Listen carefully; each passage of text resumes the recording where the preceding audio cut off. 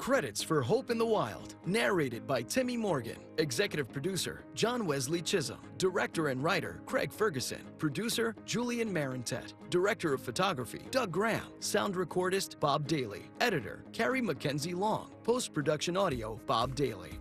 Special thanks to Dartmouth Veterinary Hospital, Hope for Wildlife Society, and Nova Scotia Department of Natural Resources. For Hearst Media Production Group, President, Frank Biancuzzo. Executive producers, Brian Kerr and Colin Penny. Funding for audio description is provided by the U.S. Department of Education. Copyright 2022, Hearst Media Production Group, LLC. Logos, distributed by Blue Ant International, Arcadia Content, and Hearst Media Production Group.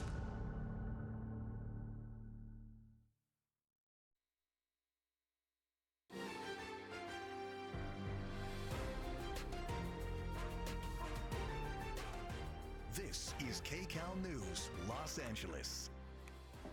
Now at 5, a surge in violence across LA. 6 people shot and killed in the last 24 hours, including a deadly attack overnight in the heart of Hollywood.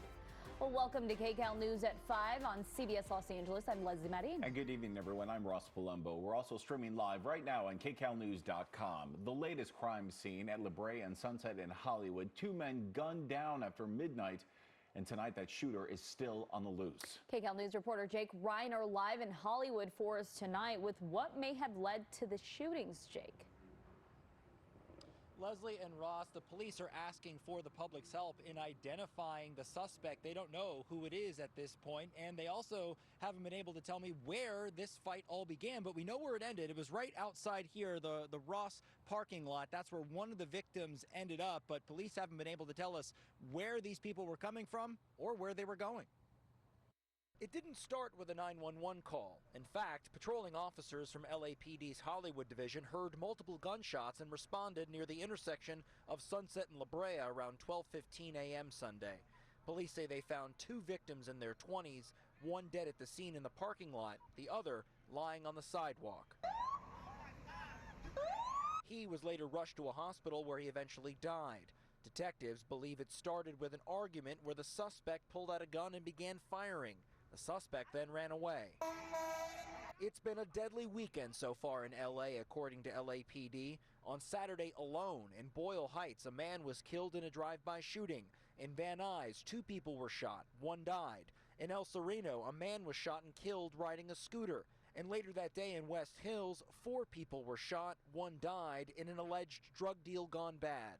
The top weapon remains a firearm at 75% of our homicides. Despite all that, at his annual homicide report briefing on Tuesday, LAPD Chief Michael Moore said homicides in LA are down comparing 2021 to 2022. In 2022, the city of Los Angeles ended with 382 homicides that occurred that year. That's 20 fewer than the 402 that occurred in 2021. 5% decrease. And already this year, they're down compared to last year. As of March 25th, year to date, there have been 55 homicides. During the same period last year, there were 81, a 32.1% decrease.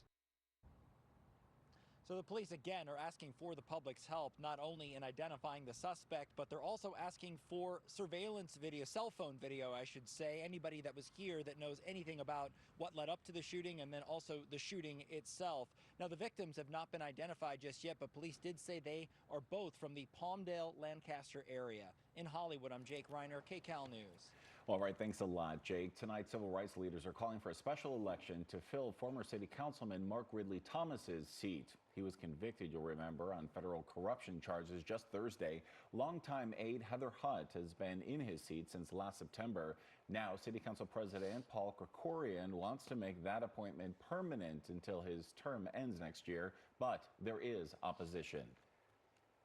The 10th District has been disenfranchised for over 2 years.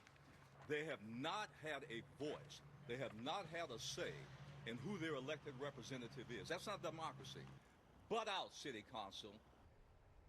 He also says the 10th District hasn't had proper representation for more than 2 years, and he believes it's just not fair. Crews will spend a second night repairing landslide damage along the Grapevine. That means the southbound 5 freeway will close at 10 tonight.